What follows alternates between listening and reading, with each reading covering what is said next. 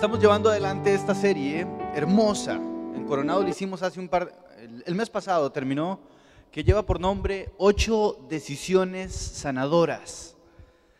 8 decisiones que tenemos que ir tomando, o que podemos ir tomando para encontrar sanidad espiritual, sanidad emocional, sanidad integral, sanidad de todo nuestro ser. La decisión que hoy nos corresponde es la decisión de la transformación. Es la decisión de poner mi corazón en las manos de Dios para que Él lo transforme. Un corazón transformado es lo que vamos a hablar hoy. Si se pone de pie conmigo una vez más para orar al Señor, leer un texto facilísimo, aprendérselo de memoria y orar. El texto es Mateo 5:6. Dice así el Señor, es palabra de Jesús hablando, dice: dichosos los que tienen hambre y sed de justicia, porque ellos serán saciados. El texto no dice que serán dichosos cuando van a ser saciados. Son dichosos desde el momento en que sienten el hambre y la sed de justicia. Desde el momento en que reconocen que en su corazón hay algo que no está bien, hay un deseo de transformación. Desde ese momento ya hay dicha, porque el Espíritu Santo entra y comienza a hacer un trabajo de transformación en nuestro corazón. Así es que si usted tiene deseo de que algo aquí adentro cambie, según el Señor, ya usted está disfrutando de la dicha de Él. Y la invitación es que a lo mejor alguno de nosotros tiene este deseo de transformación apagado, se ha conformado, piensa que tiene que seguir igual, que de ese pecado no va a salir, que esa tentación nunca la va a vencer, que ese rencor nunca va a salir de su corazón. Si esta es su circunstancia, le animo a orar en este momento, a pedirle al Señor: Señor, ábreme los ojos del corazón, produce en mí un anhelo de transformación, dame sed y hambre de justicia. Dios amado, estamos delante de ti, orando, Señor, rogando que tu Espíritu Santo descienda con libertad sobre cada uno de nosotros y nos lleve en un deseo de transformación real, en una inquietud interna hasta que estemos completos en ti. En el nombre de Jesús, disfrutar desde ya la dicha, porque entendemos que el Espíritu Santo entra y comienza a trabajar de una forma poderosa, llevándonos hacia el cumplimiento del propósito de tu palabra. Rogamos, Señor, que tu palabra llegue a cada oído y que tú cumplas tu propósito en cada persona que está hoy en este auditorio, en cada persona que ve la transmisión por internet o en cada persona que escucha o ve la grabación de este mensaje. En el nombre de Jesucristo. Amén. Puede tomar asiento. El hambre y sed de justicia es un deseo que hay en nuestro corazón de que lo que está mal sea transformado en algo bueno. Inicia, por supuesto, en el reconocimiento de lo que está mal. El hambre y sed de justicia en la Biblia tiene 3 sentidos, por lo menos. Está el hambre y sed de justicia social. Es las ganas de que nuestro mundo sea un mundo más justo, más entero, más correcto. Sentimos hambre y sed de justicia social cuando vemos tanta violencia y abuso, particularmente hacia los niños. Hace algunos años esta noticia me afectó. Llegué a la casa después de predicar en Coronado, puse el televisor para escuchar noticias y me topé con la noticia. Era escándalo en Estados Unidos. A una señora le dieron en un hogar de cuido, a un niño de 3 años, y ella lo mató de hambre y con tortura. Y seguramente que aconsejada por su abogado, cuando la policía entra y toma al niño, ella confiesa lo que hace. No le da comida y lo sentaba en la mesa a verla comiendo a ella. Y si lloraba, le quemaba los testículos con un cigarrillo. Y de esta y otras atrocidades, esta mujer lo mató al niño. Y entonces nos dan ganas de que Dios haga justicia. De que Dios haga justicia. Es que en África y en Asia, niños mueren de hambre y de sed, mientras nosotros nos metemos en piscinas llenas con agua potable. Más aún, ellos desean un vaso de agua y nosotros gastamos una decena de vasos de agua cada vez que usamos el servicio sanitario y jalamos la cadena. Nuestro mundo está mal. Nuestro mundo está mal. Un jugador de fútbol ganó ayer $1 millón por ganar un partido. Y un médico que salva vidas en Cuba gana de salario $20 al mes. Nuestro mundo está mal. Y si deseamos que algo bueno suceda, eso se llama hambre y sed de justicia. Es cuando volvemos a ver el mal en nuestra sociedad y decimos, es que tenemos que hacer algo al respecto. La buena noticia, como dice el texto, es que el hambre y sed de justicia social van a ser saciados un día. Apocalipsis 21:4 dice, Él les enjugará toda lágrima de los ojos, ya no habrá muerte, ni llanto, ni lamento, ni dolor, porque las primeras cosas han dejado de existir. El segundo sentido del hambre y sed de justicia es el hambre y sed de justicia hacia mis enemigos. Es que alguien me hizo daño y yo quiero que Dios le pague. Es que alguien abusó de mis hijos y yo quiero que Dios le pague a esa persona. Es que alguien me ha tratado mal toda la vida y yo quiero que Dios haga algo al respecto. Es que alguien abusó de mí sexualmente cuando era menor de edad y yo quiero que Dios haga algo. Eso es hambre y sed hacia mis enemigos. Y vea qué curioso. Hasta este tipo de hambre y sed de justicia Dios lo va a saciar. Dice la Biblia en Romanos 12, no tomen venganza, hermanos míos, sino dejen el castigo en las manos de Dios.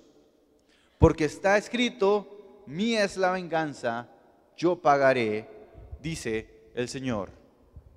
Hay tres sentidos de la justicia social y quisiera dedicar el resto de esta mañana a hablar del tercer sentido, que es el sentido el hambre y sed de justicia personal. Ya no es que el mundo sea justo o que Dios haga justicia a mis enemigos, es que yo sea una persona justa. Es que me vuelvo a ver en el espejo espiritual y me doy cuenta que estoy mal y necesito que Dios venga a mi vida y me transforme y me sane, me transforme el corazón. Tiene que ver con mis grietas de carácter. Es que a lo mejor me veo muy bonito por fuera, bien peinado o maquillada, y en el espejo ahí meramente humano me veo bien. Pero si hubiera un espejo espiritual en el que veo con los ojos de mi corazón, puedo identificar las grietas de mi carácter. Necesitamos en primer lugar reconocer cuáles son las grietas de mi carácter, para una vez que las reconozco, aparezca el deseo, el hambre y sed de que aquellas grietas sean reparadas. Tenemos que preguntarnos y conocer en primer lugar de dónde vienen esas grietas, por qué se producen. Saben, hay casas, toda casa nueva, toda construcción nueva que es de concreto va a tener grietas. Algunas porque el concreto se va secando, se va estirando y se hacen unas pequeñas grietas superficiales y se arreglan con un poquito de masilla y pintura y no pasa nada más. Pero hay otras grietas que son estructurales, donde la pared se quiebra por completo, no es superficial. Viví en una casa de estas, donde en la sala apareció una grieta en forma de escalera, siguiendo la línea de los blocks hasta el piso y siguió hacia el patio y atravesó el patio. Evidentemente, era una grieta estructural, la casa se iba a caer. Necesitamos que Dios nos abra los ojos del corazón para vernos en el espejo espiritual y reconocer nuestras grietas de carácter. ¿De dónde vienen? ¿De dónde se producen? Tres fuentes, tres orígenes. En primer lugar, mi herencia recibida.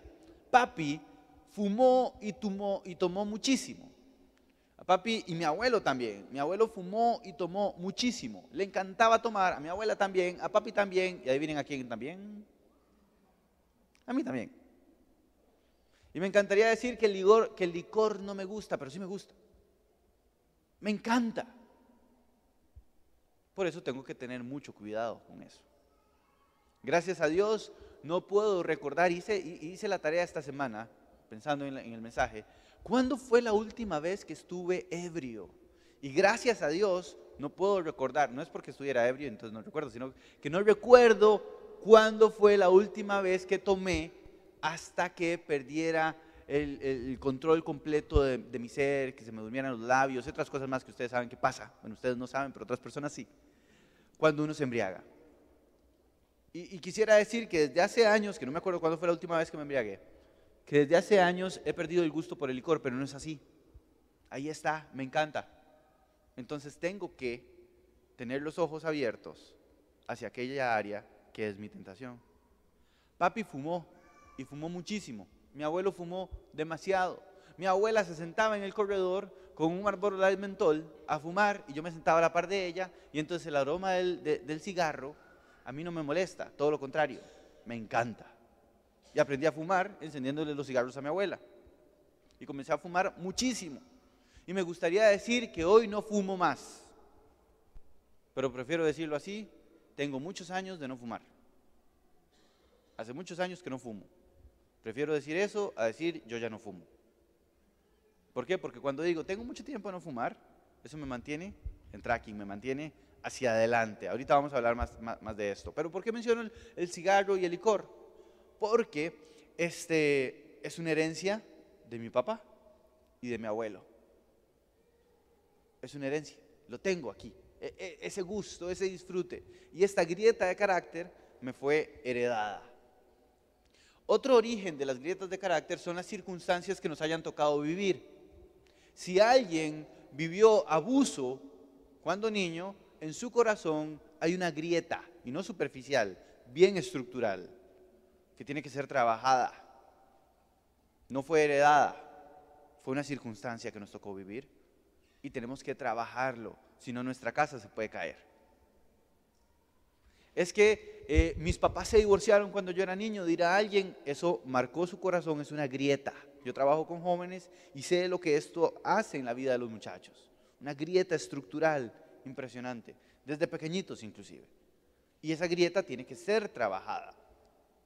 Algunas grietas son herencia, otras grietas son circunstancias y otras grietas vienen por mis propias decisiones. Mis propias decisiones. Si usted construyó su casa a la par del río, es muy probable que se inunde su casa o que en una llena del río, una cabeza de agua, el río se lleve su casa. ¿Y de quién es responsabilidad? De la persona que construyó a la par del río.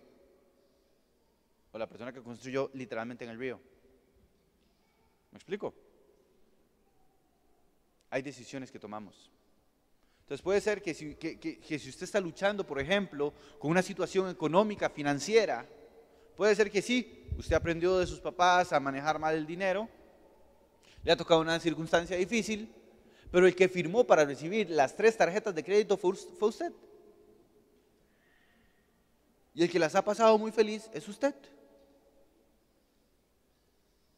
Entonces, hay grietas en nuestra vida que son producto de nuestra herencia, otras de las circunstancias que nos ha tocado vivir y otras de nuestras propias decisiones. Y aquí hay tarea para cada uno de nosotros, no lo vamos a hacer en este momento porque no hay tiempo, pero usted tiene que llegar a hacer la tarea de la casa o ahorita en su celular lo podría hacer. Un inventario de sus grietas de carácter y pensar, ¿cuál es la herencia que yo he recibido? ¿Qué circunstancias me han tocado vivir? Y la última pregunta también la tiene que responder.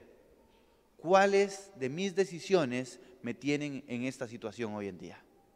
¿Cuáles de mis decisiones? Y esto no es para que usted se siente y llore toda la tarde. Puede llorar un ratito, pero se tiene que levantar y decir qué voy a hacer al respecto.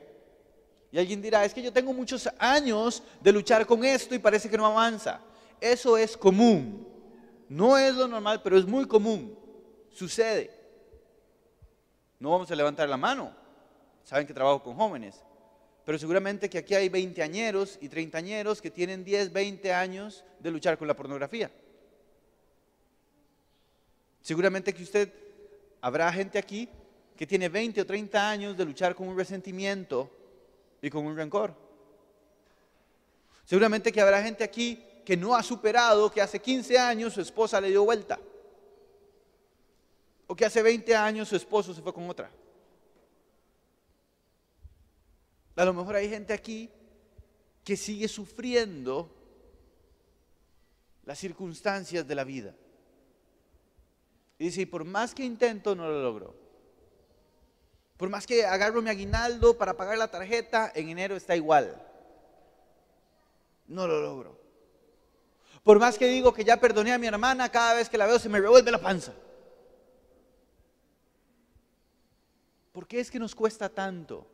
¿Por qué es que duramos tanto tiempo con esto?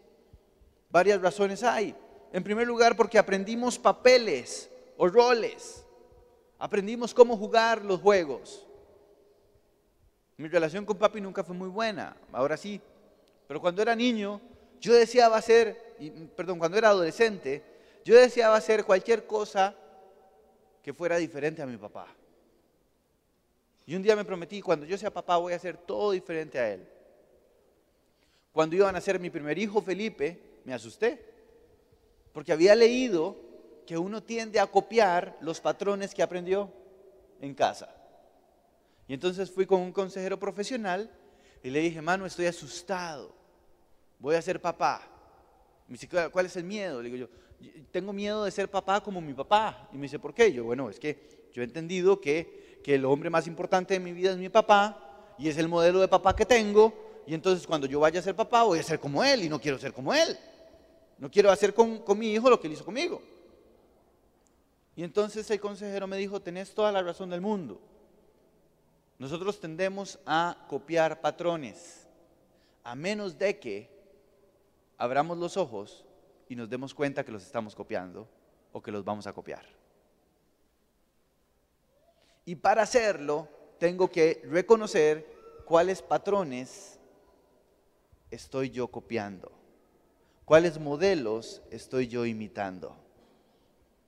Entonces, usted toda la vida se quejó de la forma en que su mamá la trataba, y ahora tiene una hija y usted se da cuenta que usted la trata igual que la trataba su mamá. Y usted dice, mira, estoy tratando a mi hija como mi mamá me trataba a mí. Estoy haciendo exactamente con mi hija lo mismo que hicieron conmigo, que tanto me molestaba. Eso va a seguir así a menos de que usted se dé cuenta de que esos patrones y esos roles existen en su vida. Entonces usted tiene que preguntarse, ¿qué patrones estoy siguiendo? ¿Qué roles estoy imitando? ¿De quién aprendí? Usted vio que su papá es infiel. Tengo un amigo, son 5 hermanos ellos, de un solo papá, de 5 mujeres diferentes. A los 20 y tantos años, ya mi amigo, casado, tenía 2 hijos, y adivinen cuántas mujeres. 2. Y en esa condición viene al Señor y él se da cuenta, estoy imitando a mi papá. Y cuando él se da cuenta del patrón que ha copiado, y que si no hace algo al respecto, a los 30 va a tener 3 o 4 hijos de 3 o 4 mujeres diferentes, entonces reacciona y trabaja el rol que aprendió y aprende un nuevo modelo de hombre, un nuevo modelo de esposo, un nuevo modelo de pareja. Pero tengo que abrir los ojos y decir, ¿qué es lo que yo aprendí? ¿Cuál es el rol que yo estoy imitando? ¿Cuál es el patrón que estoy siguiendo? En segundo lugar, esto es sumamente importante, tardamos en superar nuestras grietas de carácter porque confundimos nuestra identidad con el problema. Confundimos nuestra identidad con el problema. Cuando trabajamos con muchachos que sienten atracción hacia personas del mismo sexo, esto es fundamental e importante. Los activistas de la diversidad sexual han propuesto el término no científico, no validado de identidad sexual en lugar de orientación sexual. Pero el muchacho adolescente con lo que está luchando es con su orientación sexual, no con su identidad. Para los papás también esto les ayuda muchísimo.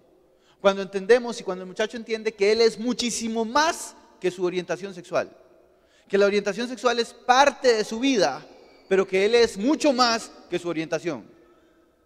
Pero cuando usan la palabra identidad, eso ya es fuerte. Y entonces la persona no dice, es que yo tengo una tendencia homosexual, no, yo soy. Y pasa por encima de mi nombre y de mi identidad como persona. Y se convierte en aquel asunto en quien soy yo. Y así lo proponen los activistas. Para los papás también es muy importante que sepan que su hijo es muchísimo más que una orientación sexual. Y hay papás que tienen que entender hoy que no pueden renunciar a su hijo por la orientación sexual de su hijo. Su hijo es muchísimo más que su orientación sexual. Y usted tiene que amar a su hijo, estar cerca de él, mantener puentes abiertos a pesar de su orientación. Es muy diferente la identidad a la orientación. Cuando juntamos el problema con la identidad, nos atrapamos a nosotros mismos. Cuando usted dice, es que yo soy chichoso, en lugar de yo tengo un problema de ira. Cuando usted dice, yo tengo un problema de ira, se coloca en una posición para trabajar el problema de ira. Pero cuando usted dice, es que yo soy chichoso, ya usted se definió como una persona chichosa. Cuando usted dice, es que yo tengo problemas de infidelidad, puede trabajarlo. Pero si usted dice, es que yo soy mujeriego, automáticamente se identificó. Es muy fuerte. Cuando Pablo le escribe a la iglesia de Corinto, nos acordamos cómo era la iglesia de Corinto, ¿sí? Una iglesia hermosa y llena de gente mala. La gente generaba divisiones, todo el mundo se peleaba con todo el mundo. Unos decían yo soy de este líder, otros decían yo soy de este otro, otros decían yo soy de este otro líder. Y los más cargas decían, saben que yo solamente soy de Dios, así es que ningún líder vale. La situación era tan complicada que uno de los miembros de la iglesia se juntó con su madrastra, estando su papá vivo. Y los dos entraban de la mano a la iglesia, como si nada. Otros celebraban la cena del Señor con vino que embriaga y llegaban temprano para tomarse todo el vino. Y cuando llegaba todo el resto de gente al culto, ellos estaban borrachos y no en el espíritu. Y se comían todo el pan y llegaban todos a compartir la comida. Y entonces llegaban unos que tenían mucha plata con mucha comida y se lo comían todo. Y en los bordes estaban sentada la gente que no tenía plata, que no tenía mucha comida, viendo cómo ellos comían. Un desorden, un desastre de vida de iglesia. ¿Y sabe cómo les llama a Pablo? Si usted tuviera que describirlos, ¿qué palabra usa para describir esta iglesia? ¿Cómo es esta iglesia? Vea las palabras que usa Pablo para describir esta iglesia. En 1 Corintios 1:2, a los que han sido santificados. ¿En serio? ¿El chavalo que anda con la madrastra? ¿Los borrachos de la cena del Señor? ¿Los peleones? Los que han sido santificados y llamados a ser su santo pueblo. Es que Dios nos ve no solamente como estamos hoy, sino como vamos a estar en Él en un futuro. Él nos ve según la obra que Jesucristo hace en nosotros. Usted se ve adicto, Dios lo ve libre. Usted se ve mentiroso, Dios lo ve honesto. Usted se ve violento, Dios lo ve amoroso. Dios ve con esperanza lo que usted tiene, por el propósito de Él en su vida. Usted se ve derrotado, Dios lo ve victorioso. Usted tiene que dejar de verse en la circunstancia en la que está como si ese fuera su constante de vida. Si usted ha creído, ha llegado a creer que de ese pecado usted no tiene salida, se está creyendo una mentira de Satanás. Si usted ha llegado a creer que esa tentación siempre lo va a vencer una y otra vez, se está creyendo una mentira. A mi hermano, cuando era adolescente, un líder le dijo, él le preguntó, ¿qué hago con la pornografía? Y este líder le dijo, usted tranquilo que eso no se le va a quitar hasta que se case. Oiga el nivel de mentira. Gracias a Dios mi hermano se despertó de aquella mentira y me dijo, es que eso no puede ser. Yo no estoy dispuesto a seguir viviendo así. Y esta tiene que ser su actitud también. Usted no puede hacer las paces con su pecado. Usted no puede hacer las paces con su maldad. Usted no puede hacer las paces con sus grietas de carácter. Usted tiene que desear, como con sed y como con hambre, desear una transformación en esas áreas de su vida. No se conforme. Es que a lo mejor algunos de nosotros, decía Ricardo recientemente, se han conformado con un matrimonio mediocre, donde no se aman, donde no se toleran, nada más ahí van, se soportan, se aguantan unos a los otros. Y el gran logro del matrimonio es que no se han divorciado, pero no disfrutan, no crecen juntos. Y usted se achantó ahí. Usted tiene que salir de ahí y desear tener un matrimonio de primera calidad, un matrimonio de disfrute pleno. Además, nos estancamos, no salimos y nos cuesta tanto salir de algo así, Porque la adicción nos trae compensación. La adicción es como un escape de alegría, de felicidad, de alivio en medio de esto. Entonces usted lucha con la ira y llega a la casa y le grita a todo el mundo y tira todo y después se sienta en el sillón y se alivia. ¿Por qué? Porque botó toda la ira en la gente más valiosa de su casa. Lo hizo mal, pero eso le trae cierta compensación. Usted se reúne con sus amigas o con sus tías o con sus vecinas a hablar mal de la otra. Y usted habla, pero así con saña acerca de la otra. Dice, es que aquella vieja fea y esto y aquello. Y usted disfruta. Y disfruta comerse viva a la otra persona. Y hay un placer en esto. Y lo disfruta y se ríen a carcajadas. El licor, el cigarro, la pornografía, la infidelidad, nos dan gotas de compensación falsa y momentánea. Y por eso nos salimos de ahí. Y además, porque el enemigo nos desalienta, nos acusa, nos señala, nos engaña. Nos vuelve a decir, es que lo volvió a hacer. Es que usted volvió a caer en esto. Esto lo aprendí hace años en una sesión de consejería bien extensa de 4 días. Mi temor, siendo un muchacho, yo le decía a mi consejero, es que estaba luchando con una situación y le digo yo, ¿y si me vuelve a pasar? ¿Y si lo vuelvo a hacer? ¿Y si vuelvo a caer en esto? Y él se me quedó viendo y me dijo, si usted vuelve a caer en esto, se levanta y camina. Y dijo aquella frase que se me grabó en la mente, porque Satanás no gana la batalla cuando usted cae, gana la batalla cuando usted no se levanta. Pero Satanás es astuto y cada vez que usted peca, él viene y le recuerda, usted pecó, usted es malo. No le va a recordar, Jesús ya murió por usted en la cruz. No le va a decir, Jesús ya le limpió este pecado. No le va a decir nada de eso. Va a venir con el dedo acusador a llenarle de culpabilidad y eso alarga el proceso. Diga conmigo, saciados. Saciados, una vez más fuerte. Dichosos los que tienen hambre y sed de justicia, los que desean que su corazón sea transformado, porque ellos serán saciados. Esta palabra saciados tiene el sentido de plenitud, de llenura. Es cuando usted llega a la casa después de mejenguear con mucha sed y se toma un vaso de agua fría o de Coca-Cola con hielo o lo que fuera.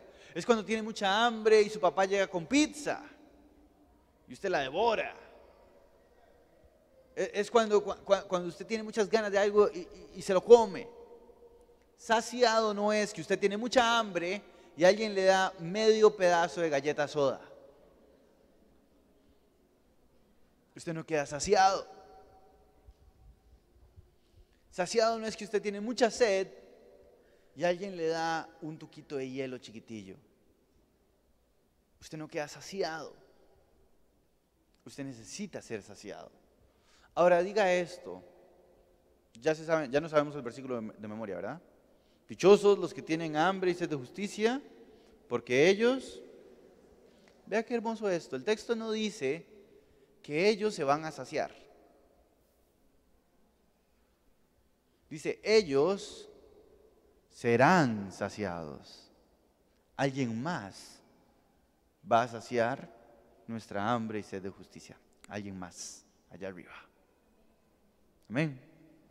Dichoso cuando usted siente hambre y sed de justicia. Este deseo de que algo que está mal en su corazón sea corregido.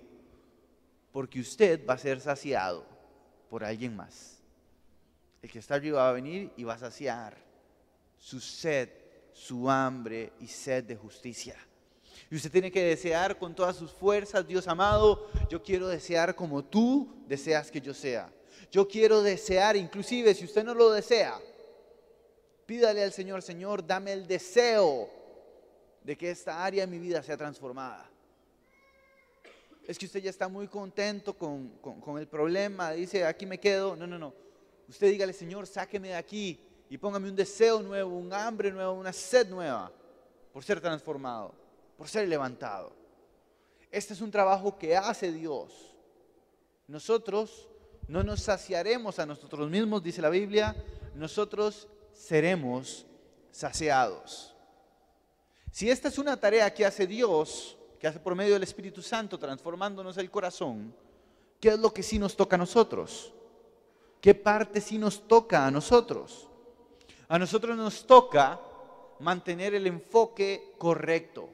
Mientras vamos en el proceso, tenemos que mantener el enfoque correcto. Cuando Israel iba por el desierto, tenía que fijarse siempre en la columna de fuego y en la nube de humo. Siempre. Tenía que estar ahí enfocado en eso. No se podía enfocar ni en el desierto ni en el mar. Tenía que enfocarse en el poder de Dios. Lo mismo nosotros. Mientras avanzamos en el proceso, tenemos que enfocarnos en las cosas correctas. Por ejemplo, enfóquese en primer lugar en un cambio a la vez. Si usted dice, es que yo no tengo una grieta, tengo un montón de grietas. Mi casa interior se está derrumbando. No se abrume, concéntrese en una sola grieta, concéntrese en una sola grieta y trabájela.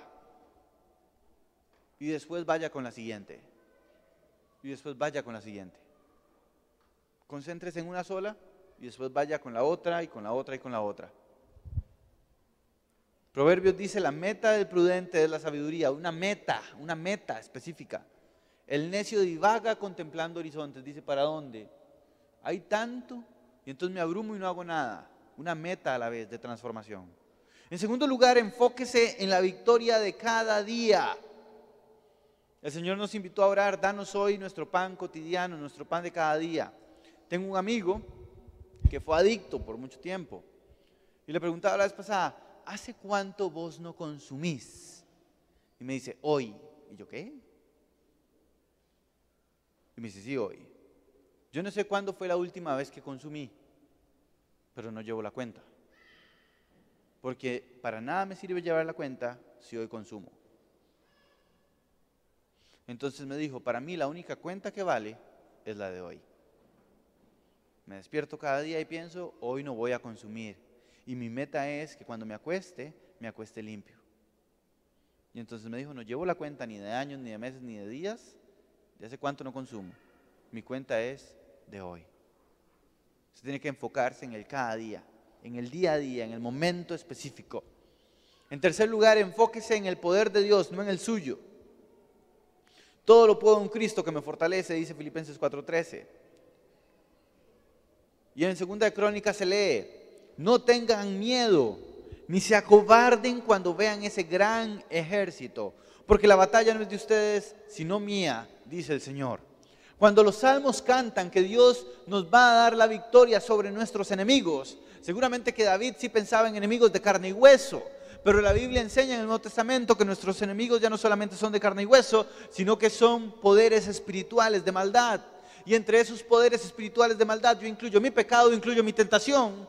Y entonces sé que mi batalla es contra eso y son mis enemigos de hoy. Y la Biblia anuncia que Dios va a pelear mis batallas por mí. Yo soy débil, pero Él es fuerte. Y si Él es en mí, entonces yo también soy fuerte. No por mi fuerza, sino por la fuerza de Él. Y sé que esta batalla Él la va a ir ganando. Él la va a ir conquistando.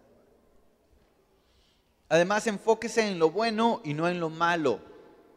Marcus Buckingham es el que propone esto. Si usted pasa todo el día pensando en su grieta, se va a abrumar, se va a frustrar. Comience a pensar en Dios. Llénese la mente con Dios. Llénese la mente con las cosas de Dios mientras trabaja esta área. Es lo mismo que la identidad. Usted no puede vivir todo su día pensando en su grieta. Usted tiene que llenarse del pensamiento de Dios al tiempo que trabaja esto. Más adelante, enfóquese en hacer lo bueno y no en sentirse a gusto. A ver, ¿a quién de nosotros nos gustan que nos claven agujas en la piel? Y si usted levanta la mano, lo mando a consejería, por supuesto. Pero ¿a quién de nosotros nos gusta? ¿Y va feliz a que nos claven? Ninguno, ¿verdad? Pero de vez en cuando usted va para que se lo hagan. y va apurado para que le ponga una vacuna. Pero no le gusta que le claven una aguja. Lo mismo pasa con el proceso de transformación. Es más, usted es tan buena mamá, tan buen papá, que de vez en cuando lleva a sus hijos para que les metan una aguja. Y si tiene hijos pequeños, hasta 3 agujas al mismo tiempo. ¿Y qué es mejor? ¿Evitarle el dolor de la aguja a mi bebé? ¿O consolarla, pero dejar que le metan las tres vacunas? Lo mismo pasa con nosotros como adultos. Usted no se puede enfocar en sentirse a gusto. Usted tiene que enfocarse en la sanidad. Es que revolver mi corazón me va a doler. Sí, le va a doler, pero lo va a sanar. Es que yo no puedo volver a pensar en lo que me pasó. Sí, tiene que volver a pensar para sanarse. Es que cómo voy a ir a contar, cómo vamos a ir a decirle al pastor o a un consejero que tenemos problemas de pareja si nos vemos tan lindos aquí, de la mano. Es que sí duele y nos exponemos. Es mejor, es más cómodo quedarme callado y no decir nada, no trabajar nada, hacer las paces con mi tentación y con mi pecado. Pero usted no se puede enfocar en sentirse a gusto. Se tiene que enfocar en hacer lo que es bueno, en hacer lo que es correcto. Además de esto, enfóquese, y esto es muy importante, en las personas que le suman y le ayudan, no en las personas que le estorban. Esto es fuertísimo, vea. Sería lindísimo decir, no, es que yo soy dueño de mis decisiones y nadie más me va a afectar la vida. Eso es mentira del diablo. Proverbios dice, hay amigos que llevan a la ruina. Hay amigos que me llevan a la ruina. Usted tiene que saber con quién anda. Y si va a estar en un proceso de transformación, usted tiene que tomar decisiones al respecto. Y se tiene que alejar de gente que no le suma nada bueno, sino que lo está llevando a la ruina. Y tiene que acercarse a gente que habla bendición a su vida, a gente que le suma cosas buenas, a gente que es bendición caminante para usted. Es su tarea, es su derecho y es su deber escoger con quién se junta, con quién habla, a quién busca ayuda. Y finalmente, enfóquese en el progreso, no en la perfección. Nos ponemos de pie. Filipenses 1:6, ese es todo otro tema de predicación. Será la decisión 8 de seguir creciendo, de crecer. Aquí nada más quisiera mencionar el texto. Filipenses 1:6 dice, el que comenzó tan buena obra en ustedes, la irá perfeccionando hasta el día de Cristo Jesús. Amén.